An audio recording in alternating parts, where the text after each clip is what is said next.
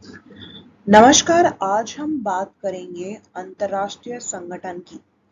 तो इस अध्याय में हम सोवियत संघ के बिखरने के बाद अंतर्राष्ट्रीय संगठनों की जो भूमिका है उसके बारे में जानेंगे और हम देखेंगे कि एक उभरते हुए विश्व में जब नई चुनौतियों का सामना करना पड़ा तो ऐसे में अंतर्राष्ट्रीय संगठनों के पुनर्निर्माण की बातें हो रही थी। तो इन्हीं चुनौतियों में से एक चुनौती जो उभर के आई थी वो थी अमेरिका की शक्ति बनना। तो हमने अपने पिछले अध्यायों में जाना कि किस तरीके से अमेरिका जो है एक मेजर शक्ति बन के एक महाशक्ति के रूप में सामने आया। तो संयुक्त राष्ट्र संघ से भारत का जुड़ाव और सुरक्षा परिषद के सुधारों को लेकर उसका विशेष दृष्टिकोण अपने आप में बहुत ही ज्यादा जरूरी है। और उसी के साथ साथ हम ये जानेंगे कि संयुक्त राष्ट्र ऐसे विश्व में कोई भूमिका निभा सकता है जिसमें किसी एक महाशक्ति का दबदबा हो। तो इस अध्याय में हम बात करेंगे इन महत्वपूर्ण भूमिका निभाने वाले कुछ अन्य अंतर्राष्ट्रीय संगठनों की। तो सबसे पहले बात ये आती है कि हमें अंतर्राष्ट्रीय संगठन क्यों चाहिए। हम जानते हैं कि हम एक ऐसे टाइम में रह रहे हैं जहाँ पे हम ऑलरेडी एक वर्ल्ड में एक दूसरे के लिए इंटरडिपेंडेंट है। तो एक और इस तरह के अगर हम बात करें कि क्यों अंतर्राष्ट्रीय संगठन चाहिए या अंतर्राष्ट्रीय संगठन का क्या महत्व है, तो हमने ये देखा होगा कि जब भी विश्व में कंफ्यूजन्स और टेंशन्स आई तो ऐसे में बहुत ज्यादा जरूरी हो गया कि एक ऐसी बॉडी हो, ऐसी इंटरनेशनल संगठन हो जहां पे डायलॉग और कम्युनिकेशन हो सके। तो वहीं पे अंतर्राष्ट्रीय संगठन की हम बात करें तो अंतर्राष्ट्रीय संगठन युद्ध और शांति के मामलों में भी मदद करते हैं। वह देशों की सहायता करते हैं ताकि हम सब एक बेहतर जीवन स्थिति कायम कर सके। और देशों के बीच जो भी मनमुटाव हो और जो झगड़े होते हैं, चाहे वो वाटर से रिलेटेड हो, टेरिटरी से रिलेटेड हो, तो इस तरीके से जो युद्ध है और जिसकी भूमिका विश्व स्तर पे आ सकती है उन्हें रोका जा सके। तो जो मसले बातचीत के द्वारा ठीक किए जा सकते हैं, डायलॉग्स के थ्रू ठीक किए जा सकते हैं, वहां पे भी जो इंटरनेशनल बॉडीज एक बहुत बड़ा रोल निभाती हैं। वहीं पे अंतर्राष्ट्रीय संगठन कोई शक्तिशाली राज्य नहीं होता जिसके अपने सदस्यों पर धौंस चलती है। अंतर्राष्ट्रीय संगठन का निर्माण विभिन्न राज्य ही करते हैं और ये उनके मामलों के लिए जवाबदेह होता है। तो जब राज्यों में इस बात पर सहमति हो जाए कि कोई अंतर्राष्ट्रीय संगठन बनना चाहिए, तभी एक अंतर्राष्ट्रीय संगठन बनता है। और एक बार अगर कभी भी इसका निर्माण हो जाए तो समस्याओं को शांतिपूर्ण, कहते हैं ना, पीस एंड स्टेबिलिटी की जब हम बात करते हैं उस तरीके से समाधान हो सके और जितने भी मेंबर स्टेट इसमें जुड़े हैं वो सब यहाँ पे मिलके जो है अपने आइडियाज दे सके। वहीं पे अंतरराष्ट्रीय संगठन एक और तरीके से मददगार होते हैं। राष्ट्र के सामने अक्सर कुछ काम ऐसे आ जाते हैं जिनके साथ मिलकर ही करना पड़ता है। तो कुछ मसले इतने चुनौतीपूर्ण होते हैं कि उनसे कभी निपटा जा ही नहीं सकता। ऐसे में यह अंतरराष्ट्रीय संगठन एक बहुत अहम रोल निभाते हैं। जैसे कि अगर हम बात करें ग्लोबल वार्मिंग की, हम जानते हैं कि ग्लोबल वार्मिंग एक ऐसा टॉपिक है जिसका जो प्रभाव है सभी देशों पे पड़ता है। और ये ग्लोबल वार्मिंग सभी के लिए जो चिंताजनक विषय बना हुआ है। वातावरण ले लीजिए, और वातावरण का तापमान जो है क्लोरोफोन कार्बन गिराने वाले कुछ रसायनों के फैलाव के कारण बढ़ रहा है। तो इस समुद्र तल की ऊंचाई बढ़ने का खतरा है। और अगर ऐसा हुआ तो विश्व के समुद्री तटीय जो जितने भी इलाके हैं जिनमें बड़े बड़े शहर शामिल हैं वह सभी डूब जाएंगे। तो एक तरीके से अगर देखा जाए तो ऐसे कई टॉपिक्स पर, इश्यूज पर जो है ये इंटरनेशनल बॉडीज काम करती हैं जहाँ पे उनकी कमिटीज और लोग और रिसर्च व्यवस्था की मदद से हम सॉल्यूशंस पे आते हैं। तो देखेंगे कि किस तरीके से ये जो इंटरनेशनल बॉडीज है एक सिग्निफिकेंट, एक बहुत ही महत्वपूर्ण यहाँ पे भूमिका निभाते हैं। वहीं पे अगर हम बात करें संयुक्त राष्ट्र संघ की तो किस तरीके से इसकी स्थापना हुई। अगस्त 1941 में अमेरिकी राष्ट्रपति रोजवेल्ट और ब्रिटानी प्रधानमंत्री चर्चिल द्वारा अटलांटिक चार्टर पर हस्ताक्षर किए गए। जनवरी 1942 में दूसरी शक्तियों के खिलाफ लड़ रहे 26 मित्र राष्ट्र अटलांटिक चार्टर के समर्थन में वॉशिंगटन में मिले और दिसंबर 1943 में संयुक्त राष्ट्र संघ की घोषणा पर हस्ताक्षर हुए। वहीं फरवरी 1945 में तीन बड़े नेताओं ने योल्टा सम्मेलन में प्रस्तावित अंतर्राष्ट्रीय संगठन के बारे में संयुक्त राष्ट्र संघ में सम्मेलन का निर्णय किया। वहीं अप्रैल मई 1945 में सैन फ्रांसिस्को में संयुक्त राष्ट्र संघ का अंतर्राष्ट्रीय संगठन बनने के मसले में केंद्रित 2 महीने लंबा सम्मेलन संपन्न हुआ। वहीं पर 26 जून 1945 को संयुक्त राष्ट्र चार्टर पर 50 देशों के हस्ताक्षर आए। वहीं पर 24 अक्टूबर 1945 को संयुक्त राष्ट्र संघ की स्थापना हुई। 24 अक्टूबर संयुक्त राष्ट्र संघ दिवस मनाया जाता है और भारत ने जो है 30 अक्टूबर 1945 को संयुक्त राष्ट्र संघ में शामिल होने का निर्णय लिया। तो संयुक्त राष्ट्र संघ की अगर हम बात करें किस तरीके से ये हमारे लिए जरूरी है, तो जब भी बात आती है किसी भी राष्ट्र की, तो राष्ट्रों के लिए आज के टाइम में ऐसे ग्लोबलाइज वर्ल्ड में एक दूसरे से रहना बहुत जरूरी है। तो संयुक्त राष्ट्र के भी कुछ अपने नियम है और इन नियमों का पालन करना सभी देशों के लिए बहुत ज्यादा जरूरी है। शीत युद्ध के अंत के बाद अब संयुक्त राष्ट्र संघ थोड़ी अलग भूमिका निभा सकता है। हमें ऐसा अनुमान कर सकते हैं अमेरिका और उसके खेमे के देश विजेता बनकर उभरे थे, लेकिन ऐसे में लोगों को यह भी चिंता सता रही थी कि अमेरिका की अगुवाई में पश्चिमी देश इतने ताकतवर हो जाएंगे कि उनकी इच्छाएं आकांक्षाओं पर लगाम कसना संभव ही नहीं हो पाएगा। तो क्या संयुक्त राष्ट्र संघ अमेरिका के साथ संवाद और चर्चा में मददगार हो सकता है, और क्या यह संगठन अमेरिकी सरकार की ताकत पर अंकुश लगा सकता है? तो हम जानेंगे इसी के बारे में। तो संयुक्त राष्ट्र संघ के विकास के बारे में बात करें तो पहले विश्व युद्ध ने दुनिया की इस बात के लिए जगाया कि झगड़ों के निपटारे के लिए एक अंतरराष्ट्रीय संगठन बनाने की बहुत ही ज्यादा यहाँ पे जरूरी है। तो इसी के परिणाम स्वरूप लीग ऑफ नेशंस का जो है बर्थ होता है और शुरुआती सफलताओं के बावजूद ये संगठन दूसरा विश्व युद्ध यानी 1939 से 45 में लड़ा जाने वाला जो विश्व युद्ध था उसे नहीं रोक पाया। तो ये एक विश्व के लिए बहुत बड़ा चिंताजनक सबक मिला। लीग ऑफ नेशन के उत्तराधारी के रूप में संयुक्त राष्ट्र संघ की स्थापना हुई और दूसरे विश्व युद्ध की समाप्ति के तुरंत बाद 1945 में इसकी स्थापना हुई। 51 देशों द्वारा संयुक्त राष्ट्र संघ के घोषणा पत्र पर दस्तखत करने के साथ इस संगठन की स्थापना हुई और 2 विश्व युद्धों की अगर हम बात करें तो यहां पर देखते हैं कि 2 विश्व के बीच लीग ऑफ नेशंस जो नहीं कर पाया था उस पर देखने की कोशिश संयुक्त राष्ट्र संघ ने की। तो संयुक्त राष्ट्र संघ का उद्देश्य है कि किसी भी तरीके के जो अंतरराष्ट्रीय झगड़े होते हैं उन्हें रोका जा सके, सहयोग से सभी देश काम कर सके और यहीं पे पीस एंड स्टेबिलिटी बनाई जा सके।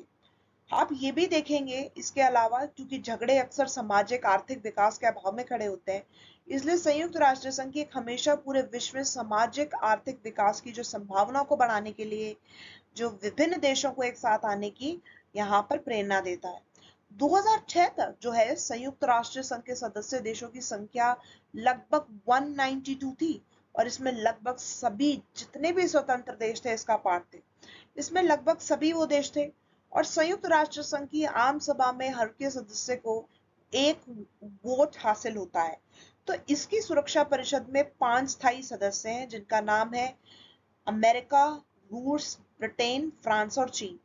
तो ये जो P5 मेंबर्स हैं ये बहुत ही ज्यादा ताकतवर देश है और दूसरे विश्व युद्ध के तुरंत बाद के समय में ये देश सबसे ज्यादा ताकतवर थे और इस महायुद्ध के विजेता भी रहे, इसलिए इन्हें स्थायी सदस्य के रूप में चुना गया है।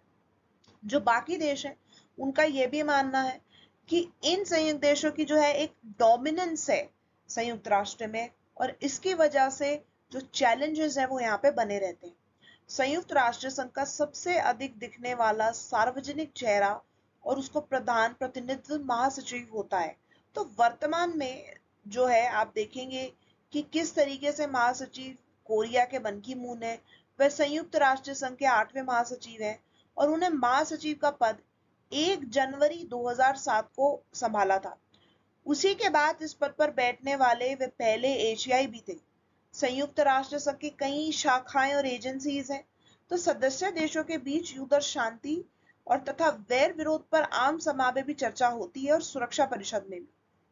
यहीं पे सामाजिक और आर्थिक मुद्दों से निपटने के लिए कई एजेंसियां हैं, जैसे कि World Health Organization, UNDP, UNHRC, UNHCR, UNICEF और यूनेस्को। अब हम बात करेंगे कि किस तरीके से शीत युद्ध के बाद संयुक्त राष्ट्र संघ में सुधार हुए। शीत युद्ध का जो दौर रहा वो पूरे विश्व के लिए चिंताजनक था। तो बदलते परिवेश में जरूरतों को पूरा करने के लिए किसी भी संगठन में सुधार और विकास करना लाजमी है। तो संयुक्त राष्ट्र संघ भी इसका अपवाद नहीं है। हाल के वर्षों में इस वैश्विक संस्था में सुधार की मांग करते हुए आवाज उठाई थी। तो यहाँ पे अगर सुधारों की हम बात करें तो कई तरीके से ये भी देखा गया है कि पूरी सहमति नहीं बन पाती है। संयुक्त राष्ट्र के सामने दो तरह के बुनियादी सुधारों पर मसला है। जो सबसे पहला मसला है वो ये है कि संगठन की जो बनावट है और उसकी प्रक्रिया में सुधार किया जाना चाहिए, यानी स्ट्रक्चर में। और दूसरा, इस संगठन के न्यायाधिकारों में आने वाले मुद्दों की समीक्षा की जाए। तो लगभग सभी देश सहमत हैं कि दोनों की तरह ये सुधार लाने बहुत जरूरी है, तभी जो है इसकी फंक्शनिंग प्रॉपर हो पाएगी। तो बनावट और प्रक्रिया के सुधार में अंतर्गत सबसे बड़ी बहस सुरक्षा परिषद के कामकाज को लेके है। तो यहाँ पे जो है जो मांग ये है कि जो सुरक्षा परिषद है, सिक्योरिटी काउंसिल में स्थायी और अस्थायी जो सदस्यों की संख्या बढ़ाई जाए, ताकि समकालीन विश्व राजनीति की वास्तविकताओं कि इस संगठन में बेहतर नमूनदारी हो सके। जो दूसरे देशों का ये भी मानना है कि जो ये स्थायी देश है, हमेशा जो इनकी डोमिनेंस यहाँ पे चलती है, इस वजह से जो बाकी देश है उनका कहना है कि ये एक तरीके से इक्वालिटी को नहीं प्रमोट करता। खास तौर से एशिया, अफ्रीका और दक्षिण अमेरिका के ज्यादा देशों को सुरक्षा परिषद में सदस्यता देने की बात उठ रही है। तो इसके अतिरिक्त अमेरिका और पश्चिमी देश संयुक्त राष्ट्र संघ के बजट से जुड़ी प्रक्रियाओं और उसके प्रशासन में सुधार चाहते हैं। तो जहां तक हम बात कर रहे हैं संयुक्त राष्ट्र संघ में किन्हीं मुद्दों को ज्यादा प्राथमिकता देने अथवा उन्हें संयुक्त राष्ट्र संघ के न्यायाधिकार में लाने का सवाल है, तो कुछ देश और विशेषज्ञ चाहते हैं कि यह संगठन जो है शांति और सुरक्षा से जुड़े मिशनों में ज्यादा प्रभावकारी अथवा बड़ी भूमिका निभाए। तो ये अपने आप को एक तरीके से जो है सीमित ना रखे। तो संयुक्त राष्ट्र संघ जिसकी स्थापना दूसरे विश्व युद्ध के तत्काल बाद 1945 में हुई थी, तो इस महायुद्ध के बाद विश्व राजनीति की दो सच्चाइयां थी और उसी के अनुरूप इसका गठन हुआ और इसके कामकाज से तत्कालीन विश्व राजनीति की वास्तविकताएं झलकती थी। शीत युद्ध के बाद ये सच्चाई पूरी तरीके से बदल गई और 1991 से आए बदलावों में से अगर हम बात करें तो कुछ बदलाव ऐसे थे जैसे कि सोवियत संघ की डिसइंटीग्रेशन, यानी सोवियत संघ का बिखर जाना। अमेरिका उस समय एक सबसे बड़ी महाशक्ति बन के निकला। वहीं सोवियत संघ के उत्तराधिकारी राज्य रूस और अमेरिका के बीच अब संबंध नहीं, ज्यादा सहयोगात्मक हैं। तो चीन बड़ी तेजी से उसी वक्त एक महाशक्ति के रूप में उभर पड़ा और भारत भी तेजी से एक डेवलपिंग इकोनॉमी के रूप में आया। एशिया की अर्थव्यवस्था अप्रत्याशित दर से तरक्की कर रही थी और अनेक नए देश संयुक्त राष्ट्र संघ में शामिल हुए। 1991 के पीरियड की हम बात करें तो ये वो पीरियड भी है जब ग्लोबलाइजेशन की बात करी जाती है, जब सभी विश्व के राज्य एक दूसरे से जुड़ के ट्रेड कर रहे थे। तो एक बहुत बड़ा फर्क यहाँ पे जो पूरे विश्व में नजर आया। जिस तरीके से हम अब हैं, जैसे कि हम देखें कि विश्व में ऐसा नहीं है कि अब चुनौतियां खत्म हो गई हैं, तो विश्व के सामने जो नई चुनौतियां थी वो जैसे आ खड़ी हुई, जैसे कि पर्यावरण की हानि की अगर हम बात करते हैं, आतंकवाद, टेररिज्म, जातीय संघर्ष, वहीं पे जनसंहार और गृह युद्ध जैसी चीजें भी आई। तो ऐसी दशा में जब शीत युद्ध का अंत हो रहा था तो विश्व के सामने सवाल ये था कि क्या सिर्फ विश्व में संयुक्त राष्ट्र संघ का होना पर्याप्त है। ये कहीं से भी नहीं झुटलाया जा सकता कि संयुक्त राष्ट्र संघ ने काफी बड़े काम किए हैं और उसकी सिग्निफिकेंस है, लेकिन जो चैलेंजेस हैं उसके मद्देनजर रखते हुए अगर देखा जाए तो कई ऐसे इंटरनल चैलेंज भी संयुक्त संघ में राष्ट्र संघ में मौजूद हैं जो कि पूरी तरीके से यहाँ पे एड्रेस नहीं हुए हैं।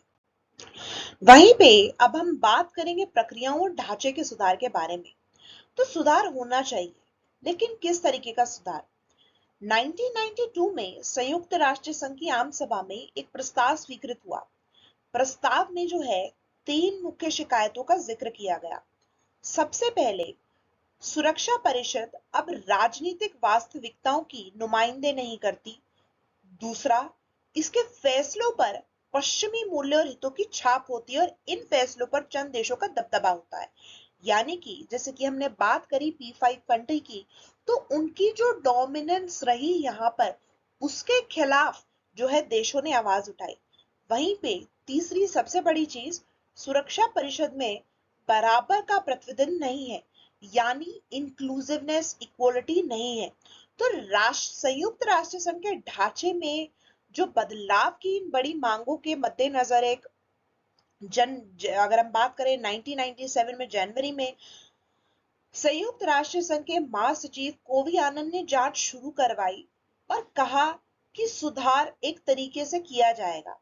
और उसी के साथ साथ अगर हम बात करें कि सुरक्षा परिषद की, कि किस तरीके से वहां पे जो है नए सदस्य चुने जाने चाहिए, इसके बाद के सालों में यह देखा गया कि सुरक्षा परिषद की स्थायी और अस्थायी सदस्यता के लिए मानदंड सुझाए गए, जैसे कि बड़ी आर्थिक ताकत होना है, उसी के साथ आपके पास बड़ी सैन्य ताकत होनी चाहिए, मिलिट्री वाइज आप, इकोनॉमिक वाइज आप बहुत ताकतवर होने चाहिए।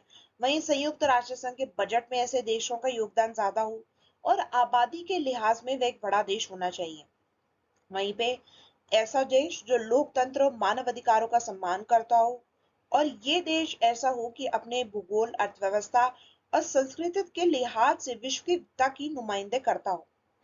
तो स्पष्ट ये है कि इन मानदंडों में से हर एक की कुछ ना कुछ वैधता है। तो सरकारें अपने अपने हित और महत्वाकांक्षाओं के लिहाज से कुछ कसौटियों को फायदेमंद तो कुछ को नुकसानदेह मानती हैं। तो भले ही यहाँ पे देखा गया कि कोई देश सुरक्षा परिषद की सदस्यता के लिए इच्छुक ना हो, वह फिर भी बता सकता है कि इन कसौटियों में कितनी ज्यादा दिक्कत है। तो अगर हम बात करते हैं इन चैलेंजेस की, तो सवाल ये है कि क्या ये देश परिषद के सदस्य के रूप में प्रभावकारी होंगे। वहीं पे अब हम बात करेंगे जो है प्रतिनिधित्व के मामले में। तो अगर हम बात करें कि जो प्रश्न ये भी है कि क्या महादेशों के बजाय क्षेत्र और उप क्षेत्र को प्रतिनिधित्व का आधार बना दिया जाए, तो प्रतिनिधित्व का मसला भूगोल के आधार पर क्यों हल किया जाए। अगर हम बात करते हैं आर्थिक विकास की, तो आर्थिक विकास किसी भी देश के लिए पूरी तरीके से अगर हम बात करें डेवलप होना इतना आसान नहीं है। उसी के साथ साथ यहाँ पे मसला है सदस्यता की प्रकृति का बदलने का भी है। मिसाल के तौर पे अगर हम बात करें, कुछ का जोर ये था कि 5 स्थायी सदस्यों को दिया गया जो वीटो पावर है वो खत्म होना चाहिए, और अनेक का मानना ये था कि निषेधाधिकार लोकतंत्र और संप्रभु राष्ट्रों के बीच बराबरी की धारणा से मेल नहीं खाता है। अतः यह संयुक्त राष्ट्र संघ के लिए उचित या प्रासंगिक नहीं है। सुरक्षा परिषद की अगर बात की जाए, तो सुरक्षा परिषद में 5 स्थायी और 10 अस्थायी सदस्य हैं।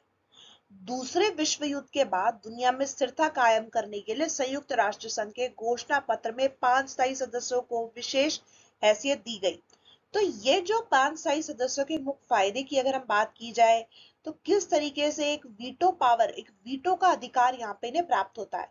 अस्थायी सदस्य 2 वर्षों के लिए चुने जाते हैं और इस अवधि में अगर देखा जाए तो उनकी जगह पर नए सदस्यों के चयन होता है। तो 2 साल की अवधि तक अस्थायी सदस्य रहने के तत्काल बाद किसी देश को फिर से इस पद के लिए नहीं चुना जा सकता, और अस्थायी सदस्यों का निर्वाचन इस तरह से होता है कि विश्व के सभी महादेशों का प्रतिनिधित्व हो सके। तो यहाँ पे यह भी एक इशू है कि जिस तरीके से जो वीटो पावर दी गई है, वो कितना ज्यादा इन देशों को, जो P5 कंट्रीज को बहुत ज्यादा महत्वपूर्ण बनाती है। और जिस तरीके से वीटो का अधिकार है यहाँ पे दिया हुआ, तो उनकी डोमिनेंस को बढ़ावा देता है। तो हमने जाना कि किस तरीके से शीत युद्ध के दौरान और उसके बाद जो पूरे वर्ल्ड में चेंजेस हुए, वहां पे जरूरत पड़ी इंटरनेशनल बॉडीज की, और क्या सिग्निफिकेंस रही इन इंटरनेशनल ऑर्गेनाइजेशंस की। उसी के साथ साथ हमने बात करी कुछ ऐसे चेंजेस की जो कि यूएन जैसी बॉडी में होने बहुत ही ज्यादा जरूरी है। इसी के साथ हम एंड करेंगे हमारे लेक्चर को यहीं पे। धन्यवाद।